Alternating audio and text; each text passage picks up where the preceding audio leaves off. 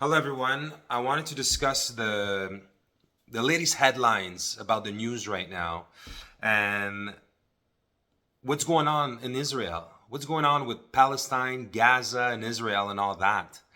Uh, I know for a fact I watched this documentary, which was kind of shocking. It was on Netflix. It came out in 2014.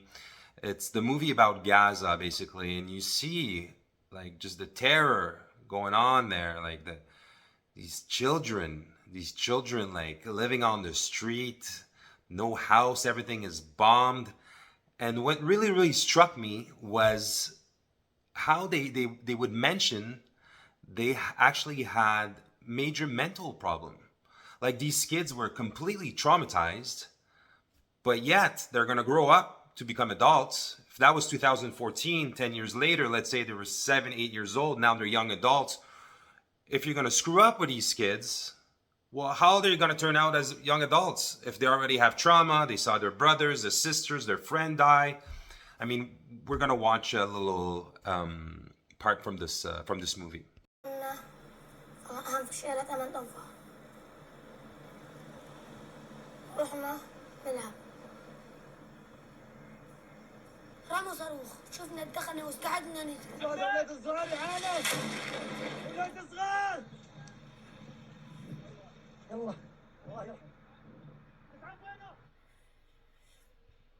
ايديا دول شوية كانوا مربطين بالدم. أنا كنت ماسك ابن أخويا ابن أخويا وأخويا وابن عمتي، كنت ماسكتهم من إيديهم. قلت لهم اجروا سيبوني أنا بعرف أجري. رموا الصاروخ، استشهدوا هم وأنا بحكس. ها 4 أولاد، هم 4 ولا 5 أولاد، 4 أولاد، في هناك كمان واحد بتصور.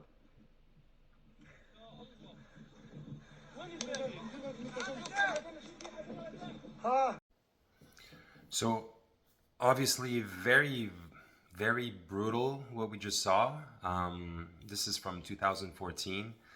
And then in this other interview, you basically hear the kid saying, like every day I try to kill myself. Like every day, like they just feel there's no hope. And yeah, let's watch that interview.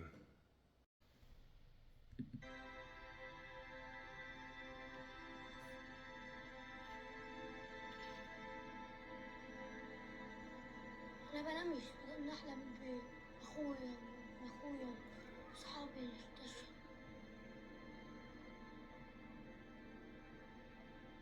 أنا شعوري غريب، كل يوم بقول يا ابني بدي أموت، بدي أستشهد، أقدر محالي على البرندة مسكتني أختي.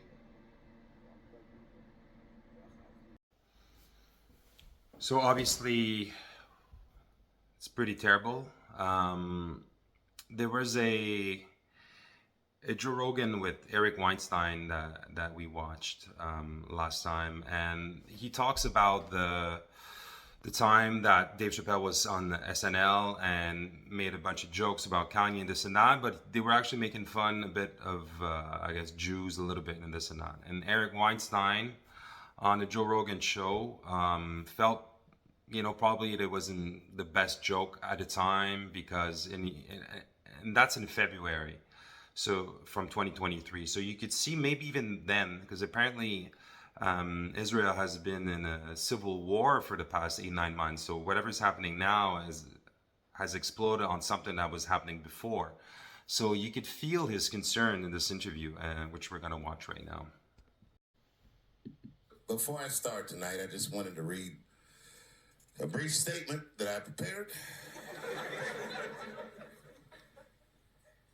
I denounce anti-Semitism in all its forms.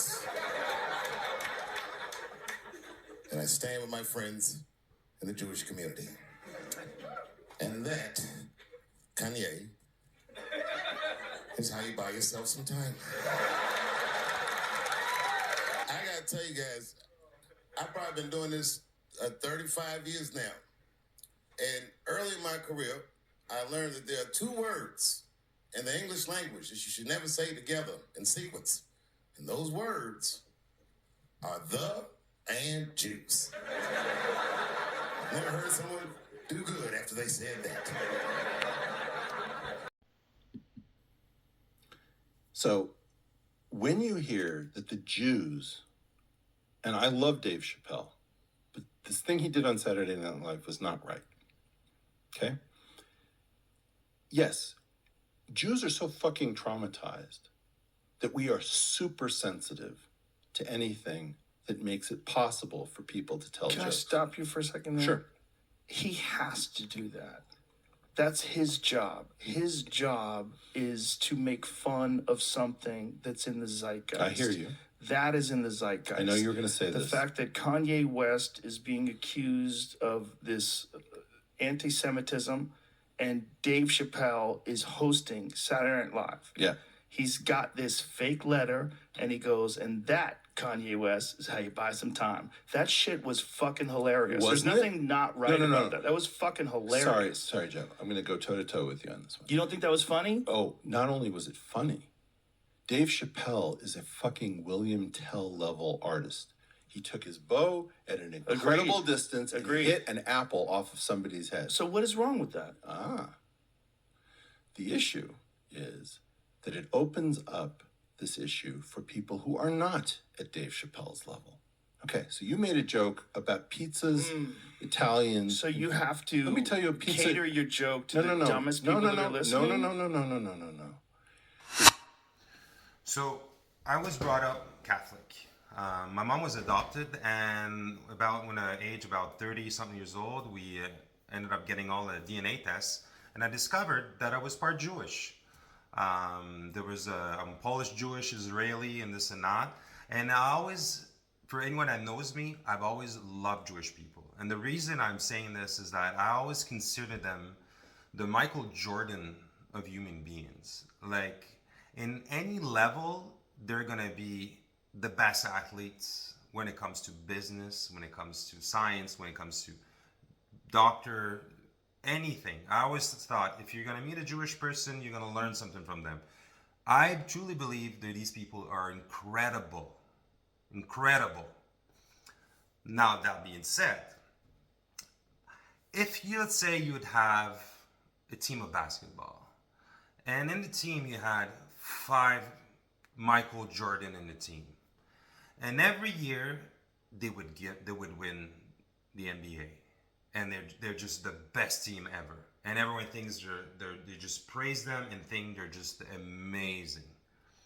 But the people on the team always feel like those 5 players always plays by themselves. They don't pass as much, and they're getting pissed off. But in return, they're like, well, what's the problem? We're winning. So could it be, and that's just my observation, that maybe Jewish people don't pass the ball as much as people who want to? Like, I know you're great, but can you pass the ball? Can we be part of the team too? Because it feels like a very exclusive team. Once you're in it, seems amazing. Because I've played the Jewish card. I'll be honest. I've said many times I was Jewish to Jewish people. And the privilege that I felt when I said that versus saying that I was not is amazing. And that's in any culture. So obviously there's white privilege, but I believe there's Jewish privilege.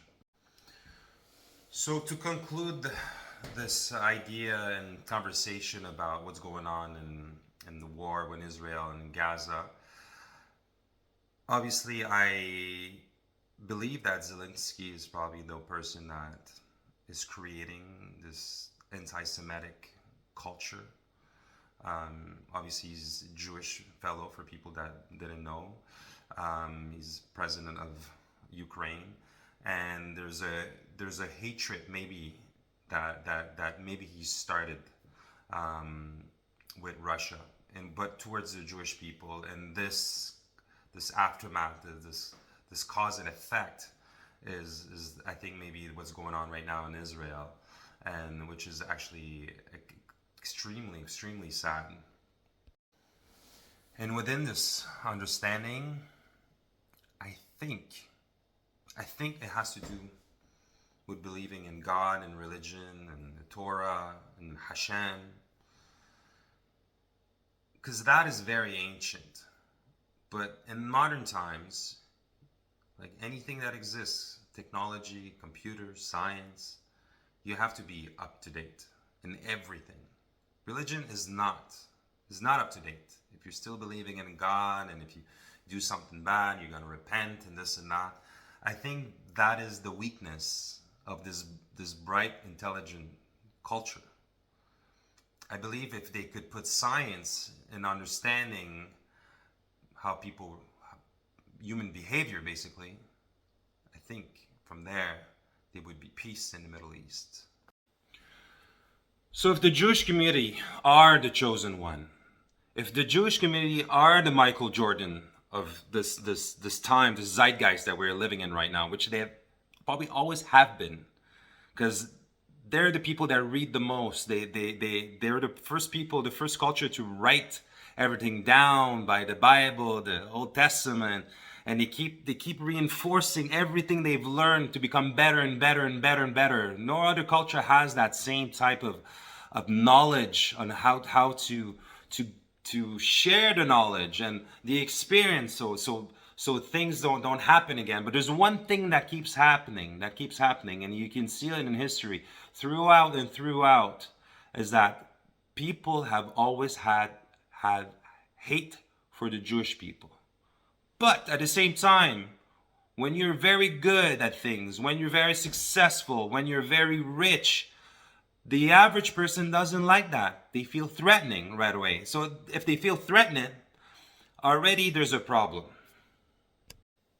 But I also believe that Jewish people must have the capacity to take all this information and this behavior, and they've been studying for so long, but I think they've been lacking on, instead of just giving the pass to themselves, lacking on how to either it's genuine or it's not, finding the right code, finding the right way to actually make them people love them.